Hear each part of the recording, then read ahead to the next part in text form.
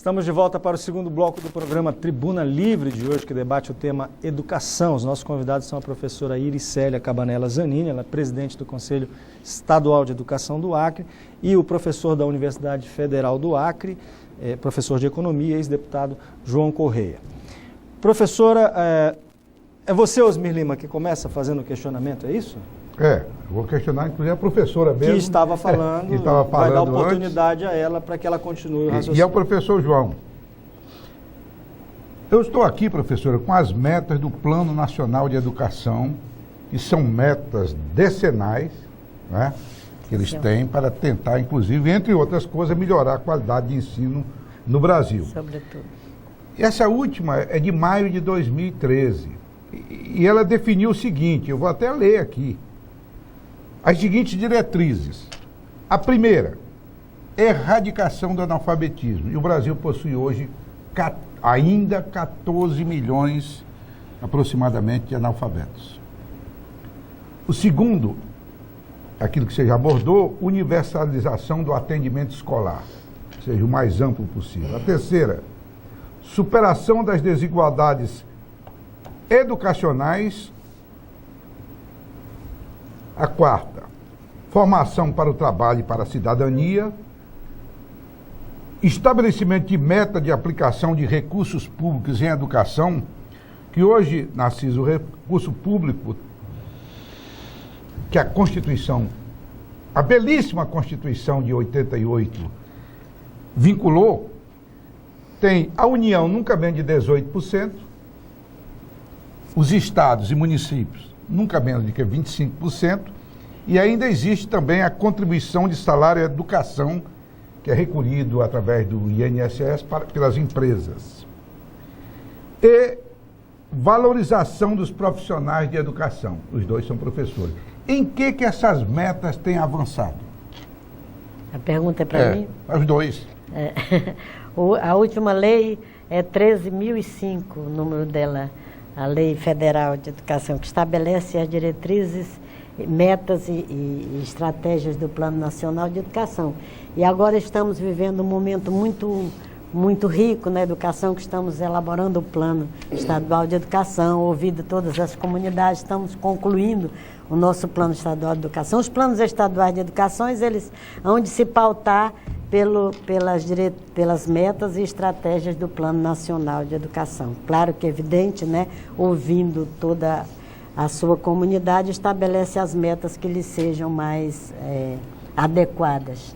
E nós fizemos uma certa avaliação em termos de meta do que foi passado, da administração passada dos secretários estaduais de educação, desde o tempo do professor Binho, e fizemos uma pequena avaliação. Essas metas e estratégias, nós avançamos muito nessas metas. Em termos positivas em termos de universalização da educação básica, de ampliação do ensino fundamental para 9 anos, já universalizado, de ampliação das oportunidades da educação infantil, da tentativa de melhoria da qualidade do ensino, porque não se pode negar que existe uma tentativa muito grande. Todos os professores foram qualificados em nível universitário.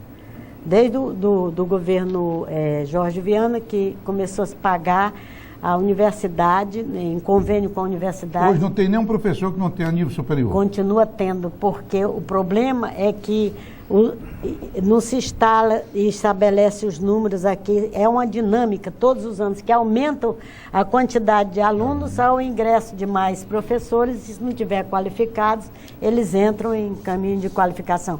Mas existe ainda o programa de qualificação que continua ampliando as oportunidades do ensino superior para todos os professores, até mesmo daqueles que não são do quadro efetivo, aqueles chamados ainda de pagamento, que recebem ainda por provisórios, terceirizados. Mas anualmente eles fazem concurso para ingresso. Então, como se melhora o ensino? Qual é o que está na cabeça dos secretários e nas exigências dos planos? É qualificando os professores, dando a eles a oportunidade de recursos materiais e etc., para que ele possa, a supervisão, a orientação. Um aspecto foi colocado aí, que é importante, que o professor João colocou, um programa nacional. Artigo 26 da Constituição diz, a Constituição de 88, a Constituição Federal e a nossa belíssima do Estado do Acre, de 89, ela diz, haverá, né, um programa mínimo de conteúdos nacional. Alguém vai fazer esse programa, mas até agora ninguém fez. O que tratam as instituições federais, do Ministério da Educação, do Conselho Nacional? Estabelecem diretrizes. Então, não se tem esse programa único. Não se sabe se isso é que é o certo. O que é o certo é que a Constituição mandou fazer. E até agora ninguém fez. E isso faz falta, um programa único que, através desse programa, se possa fazer também a avaliação que é feita pelo poder público, como a do Enem e outras avaliações aí.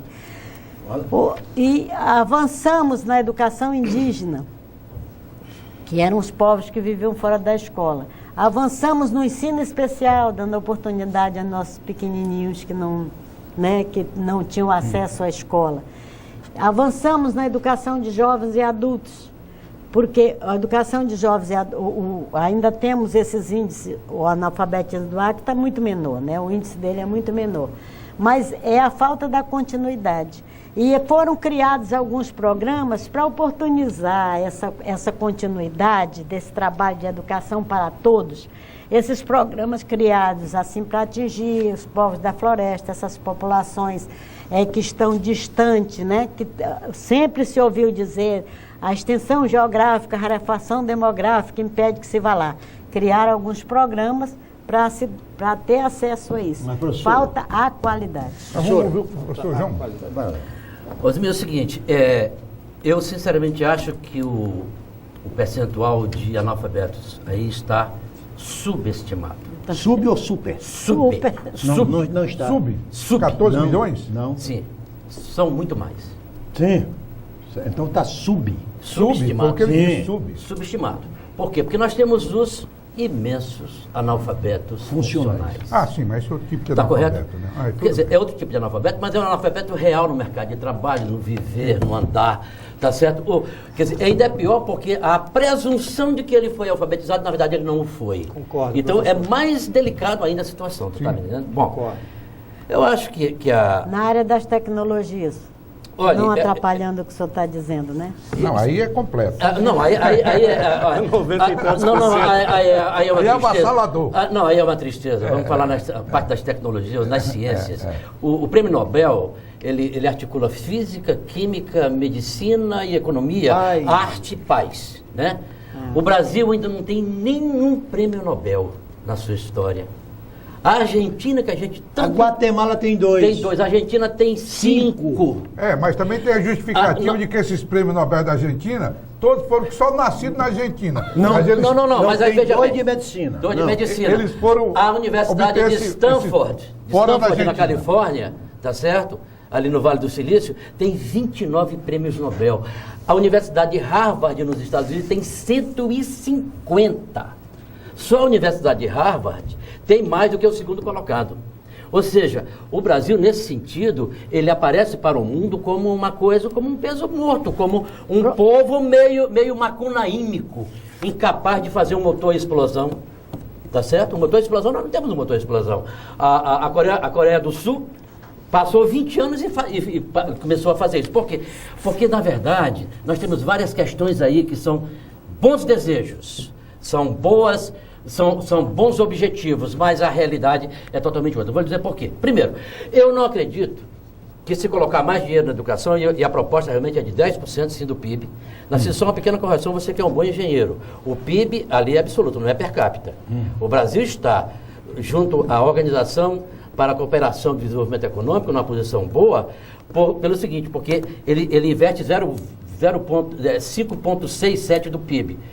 Mais do que muitos desses países. No entanto, não é o PIB per capita. O Brasil tem 200 milhões de habitantes, a Inglaterra tem 70, Está correto? Então, o PIB per capita do investimento deles é muito mais elevado. Então, o que acontece? Eu acho que enquanto nós não tivermos um programa nacional, que isso rebate aqui, professor, assim, as pessoas não sabem nem o que ensinar para a disputa do Enem. Essa aqui é a verdade. Para disputar o Enem. Por quê? Por isso que nós temos, quando vem o Enem, nos cursos de ponta, a Universidade Federal do Acre, por exemplo, teve apenas 3 estudantes de medicina oriundos do Estado. 37 vieram de fora. Nesse último? Nesse último vestibular, sim. Então piorou. Sim, piorou. Antes tinha sido 4. Não, houve uma perda substantiva. Então, observe bem, eu acho que são boas intenções, são coisas boas. Colocar mais dinheiro na estrutura vigente atual, sem gestão, sem acompanhamento, sem a avaliação digamos assim, de desempenho, sem meritocracia, é como você colocar vinho novo no odre velho. Você vai sair pelo ralo, você não competirá na perspectiva da modernidade. Não deixa eu perder a oportunidade. Eu queria complementar. Primeiro, para que nós os senhores estão bebendo umas coisas não coloridas saiamos daqui, viu, professora, desse debate tendo praticado o exercício da hipocrisia. Não, isso aí não. Primeiro, não vamos confundir universalização do ensino com universalização de matrícula. Sim, corretíssimo. Vamos supor, não vou citar aqui o nome do município, nem o nome do prefeito, mas digamos assim que o prefeito se elegeu, foi administrar um município e descobriu de repente que o município tem 70 analfabetos. Constrói uma escola, matriculou os 70 analfabetos, universalizou a matrícula. E quem garante que ele ensinou os 70 analfabetos? Outra coisa, João, a questão da educação é um problema tão sério que ela não pode ser um problema apenas dos educadores, apenas dos cientistas em educação. Tem que ser um problema de nação, um problema de Estado. Eu vou citar um exemplo aqui, que ele é gritante, revoltante. Ministros. Nos 20 países da OCDE, que são os Explica países... o que é a OCDE. É a Organização dos Países Desenvolvidos. Cooperação da com ONU. Desenvolvimento Econômico, países desenvolvidos. Da ONU, é uma instituição da ONU. Dos 20 países da OCDE, você veja que exemplo, professor. Em todos eles, na estrutura de educação desses países, para cada 2 professores, corresponde um funcionário de apoio na estrutura de educação. Eu diria até, não chega a 2 por 1, é 0,47. No Brasil, na estrutura de educação, para cada 2 professores, tem 3 funcionários públicos. Aí nós estamos falando do universo que emprega 5 milhões de pessoas. Se o Brasil mantivesse a taxa de 2 professores para 1 funcionário público, nós economizaria o pagamento de 1.700.000 funcionários, que corresponde anualmente a 46 bilhões de reais. Se esses funcionários ociosos que estão instalados na máquina pública do ensino não existisse, com a economia desse recurso, daria para mais que duplicar o salário dos professores. Mas o que é que acontece? Ao sindicato interessa esse pessoal, porque são eles que engrossam as greves, os movimentos. A exemplo do que está acontecendo hoje do estado mais rico do Brasil, que é São Paulo, que há 46 dias está em greve dos professores. Então, eu quero dizer, fazer uma pergunta. Biosmi, o que eu quero dizer que no Brasil, E eu ainda queria dar no Brasil nisso aí, não que eu falta acho- dinheiro para a educação. Gasta-se mal com educação. Perfeito, concordo com você. Não, porque a professora, há uns 5 minutos, está Não, tentando mas a aqui professora, até... a professora tem precedência. Não, pois eu, é isso eu que eu tô achei tão dizendo. bonito o que o João falou que eu Aqui. queria colocar uma Coloque depois que eu quero fazer um questionamento, mas pode colocar a senhora primeiro. Os senhores estão tomando um negócio melhor do que o nosso. Hein, João? Olha, João, professor João, o investimento em pesquisa e na ciência no Brasil não se faz. Eu acho que a academia dos prêmios Nobel não foi muito justa com Paulo Freire, porque para mim é uma das grandes capacidades mundial. Mas, sobretudo, não se investe tanto em ciência.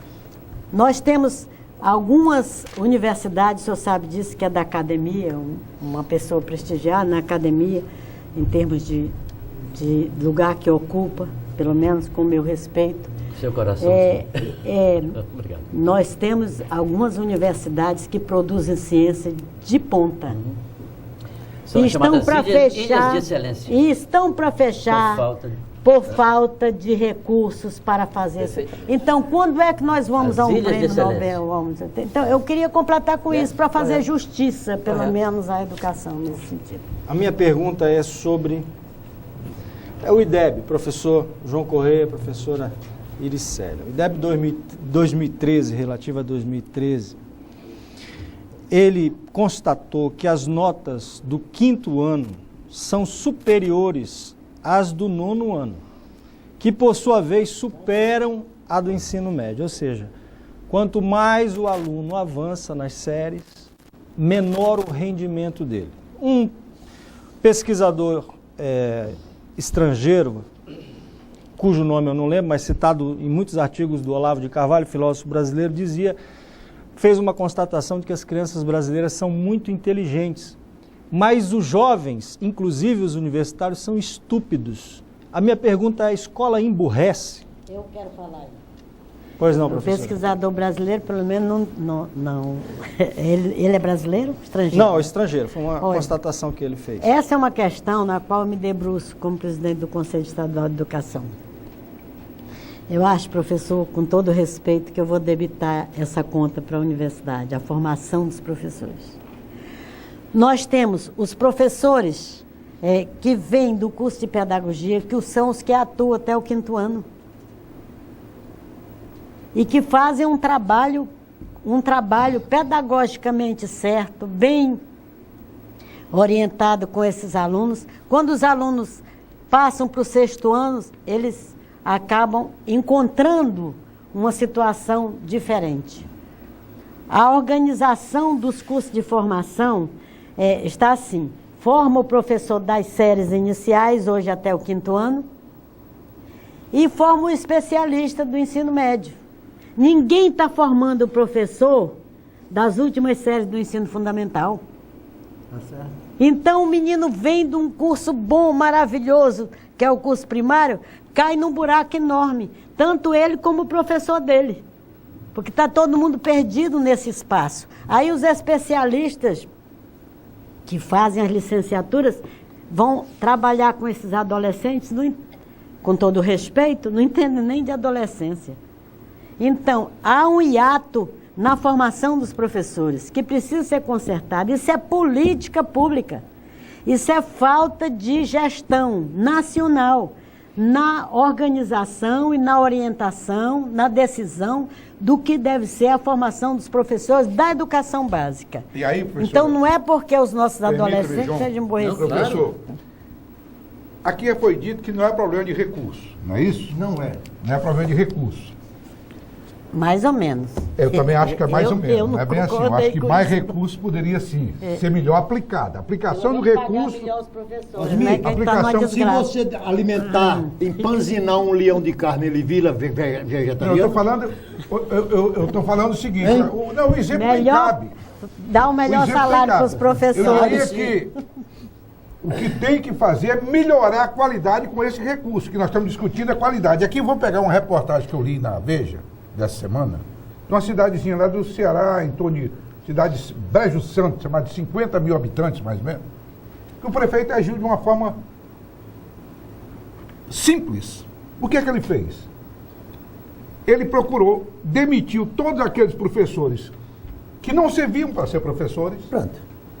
Outros ele aproveitou na administração e colocou só para a sala de aula verdadeiramente quem tinha vocação e sabia ensinar. Um método simples. O que resultou disso? Vocês falaram questão da matemática. Foi para os impressionantes 100% na prova Brasil dos estudantes de uma determinada escola lá. Quando a média brasileira é de 32%. Então, o que eu quero dizer é que não é um gestos... problema de dinheiro. Sim. Você acabou de dizer. Sim, porque com gestos simples de administração, você pode melhorar muito com metas. Agora, que o dinheiro para tudo é importante, é. Sim, não, Eu não estou querendo tá, mas deixa eu tentar... professores da Rapidamente, prova- professor, que nós temos um Os intervalo, por professores da gentileza. Provinha Brasil vieram da escola normal. Professor João Corrêa. É, né? Boa escola? Boa escola. Ah, então E pronto. fecharam. Fecharam com ela. Osmir,